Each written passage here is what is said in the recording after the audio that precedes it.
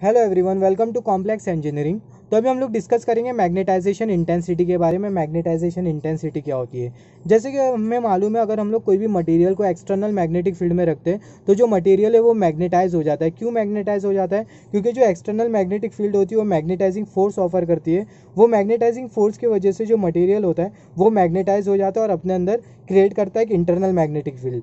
तो जो मटेरियल है वो किस हद तक क्या मैग्नेटाइज हो सकता है, उसको हम लोग बोलते हैं मैग्नेटाइजेशन इंटेंसिटी।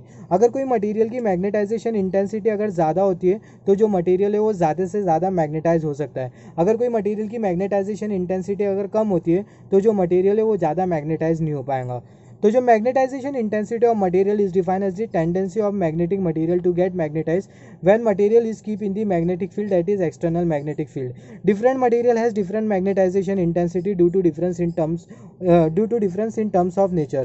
तो जो मैग्नेटाइजेशन इंटेंसिटी होती है वो मटेरियल की टेंडेंसी होती है, जो कि इंडिकेट करती है कि जो मटेरियल है वो कितने हद तक के अपना मैग्नेटिक बिहेवियर शो कर सकता है या फिर कितने हद तक के मैग्नेटाइज हो सकता है।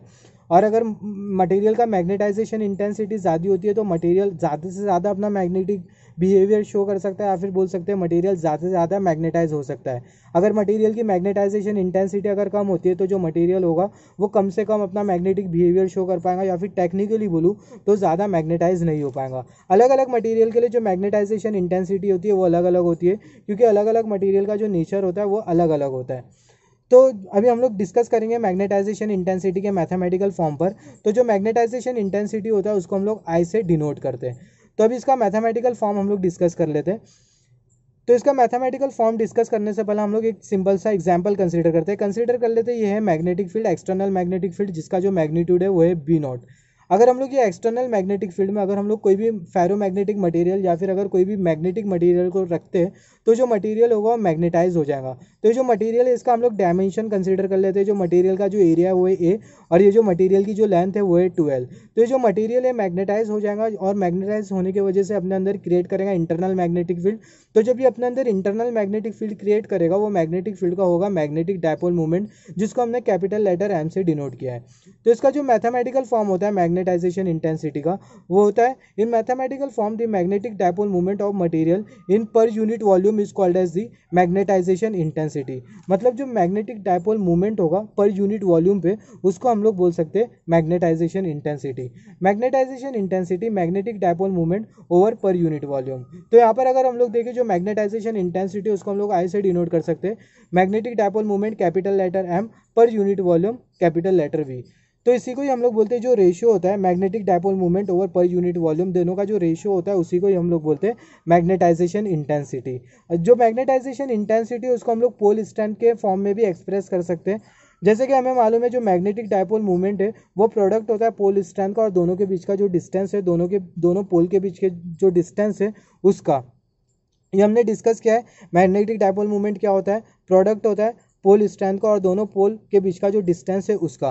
तो यहाँ पर अगर हम लोग देखें जो मैग्नेटिक डायपोल मूवमेंट होता है कैपिटल लेटर एम, वो बराबर में हो जाएगा एम इंटू 12। यहाँ पर जो एम है वो है पोल स्ट्रेंथ और जो 12 है दोनों पोल के बीच का डिस्टेंस, जिसको हम लोग बोल सकते हैं length of the magnetic material. तो यहाँ पर अगर हम लोग देखें M pole strength of the magnetic material, 12 length of the magnetic material. Similarly हमें मालूम है जब हमने कंसिडर किया था जो मटेरियल है जो कि मैग्नेटाइज हुआ उसका जो एरिया है वो है ए और उसकी जो लेंथ है वो है 12।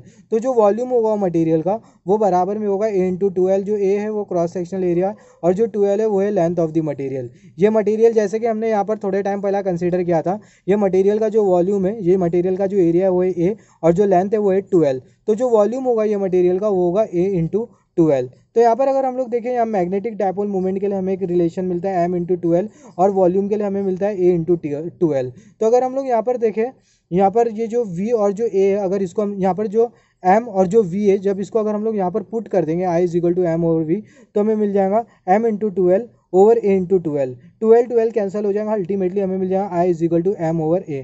तो जो मैग्नेटाइजेशन इंटेंसिटी होती है मटेरियल की उसको हम लोग डिस्क्राइब कर सकते हैं pole strength per unit of cross sectional area of the material. मतलब per unit cross sectional area पर जो पोल स्ट्रेंथ होगी उसी को ही हम लोग बोल सकते हैं मैग्नेटाइजेशन इंटेंसिटी। अगर हम लोग मैग्नेटाइजेशन इंटेंसिटी को अगर हम लोग पोल स्ट्रेंथ के फॉर्म में एक्सप्रेस कर रहे हैं तो जो मैग्नेटाइजेशन इंटेंसिटी होती है उसकी जो एसआई यूनिट होती है वो होती है एम्पियर पर मीटर। और जो मैग्नेटाइजेशन इंटेंसिटी को अगर हम लोग मैग्नेटिक फील्ड के टर्म में एक्सप्रेस करें तो उसको हम लोग कुछ इस तरीके से एक्सप्रेस कर सकते हैं, I is equal to BM/μ0। यहाँ पर जो μ0 है वो है एक्सटर्नल मैग्नेटिक फील्ड, सॉरी μ0 है absolute permeability of free space, और जो Bm है मटेरियल के अंदर जो मैग्नेटिक फील्ड है वो। कुछ इस तरीके से यहाँ पर जो I है वो है मैग्नेटाइजेशन इंटेंसिटी, और जो μ0 है वो है absolute permeability of free space, और जो Bm है वो है मटेरियल के अंदर जो इंटरनल मैग्नेटिक फील्ड फॉर्म हुई है वो। तो ये हमने डिस्कस किया मैग्नेटाइजेशन इंटेंसिटी के बारे में। मैग्नेटाइजेशन इंटेंसिटी का मतलब ये होता है कि जो मटेरियल है वो किस हद तक के मैग्नेटाइज हो सकता है या फिर किस लिमिट तक के अपना मैग्नेटिक बिहेवियर शो कर सकता है। अगर मटेरियल का अगर मैग्नेटाइजेशन इंटेंसिटी ज़्यादा होती है तो जो मटेरियल का जो मैग्नेटिक बिहेवियर होगा वो ज़्यादा से ज़्यादा होगा, या फिर मटेरियल ज़्यादा मैग्नेटाइज हो पाएगा। अगर मटेरियल का मैग्नेटाइजेशन इंटेंसिटी अगर कम होती है तो उस केस में जो मटेरियल होगा वो ज़्यादा मैग्नेटाइज नहीं हो पाएगा, जिसको हम लोग ऐसा भी बोल सकते हैं जो मटेरियल है वो अपना मैग्नेटिक बिहेवियर ज़्यादा से ज़्यादा शो नहीं कर पाएगा।